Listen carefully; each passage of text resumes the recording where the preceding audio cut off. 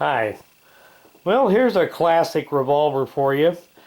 This is a Smith & Wesson model 13-2.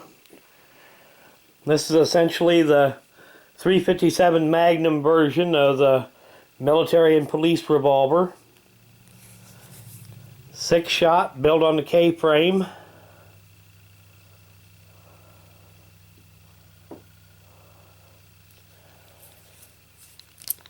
Model designation will be found there, 13-2.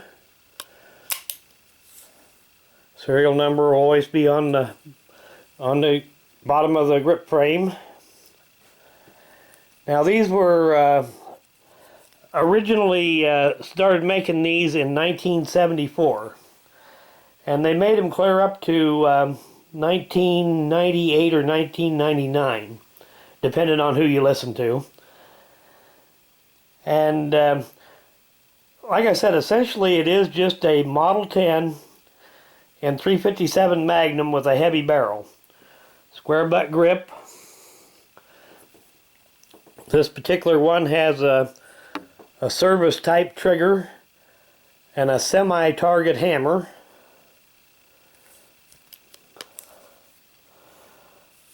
It's old enough that it still has the pen barrel, the recessed chambers. Your basic military and police revolver sights. Still has the hammer mounted firing pin. It's got a nice crisp single action trigger pull.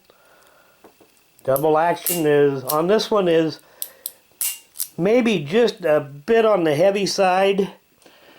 But that's probably my own fault, because when I bought this gun, somebody had, they had adjusted the mainspring down to where it was real light. If you're not familiar with Smith & Wesson revolvers, this screw right here can be used to adjust the tension on your mainspring. And they had it down to the point where it was so light that it wouldn't always go off in double action. So I tightened it up quite a bit, and it works fine. But I may have tightened it up more than I needed to. So that's probably why the trigger is kind of heavy on it, on the double action pull. But like I said, somebody had it adjusted down to the point where it just wasn't reliable. And anyway, they made these in both blue and nickel finish. The blue's a lot more common. And they also made them in a 3-inch heavy barrel. And I believe those had a round butt grip instead of a square butt like this one does. And essentially, like I said, they quit making these about 1999. But they still make the Model 65, which is just a stainless steel version of this same gun. They still make that today. And these are not exactly rare, but you don't see them in this good a condition all the time. A lot of times they've got a lot of wear on them.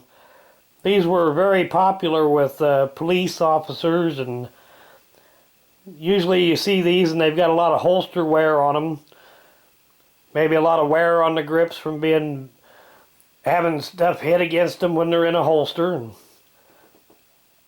But anyway, thought I'd give you a real quick video to look it over. And I want to do an end of video shout out. And this was for 007 Connecticut. And I'll put a link to the channel in the description of this video. A little free time, go check it out. Thanks for watching.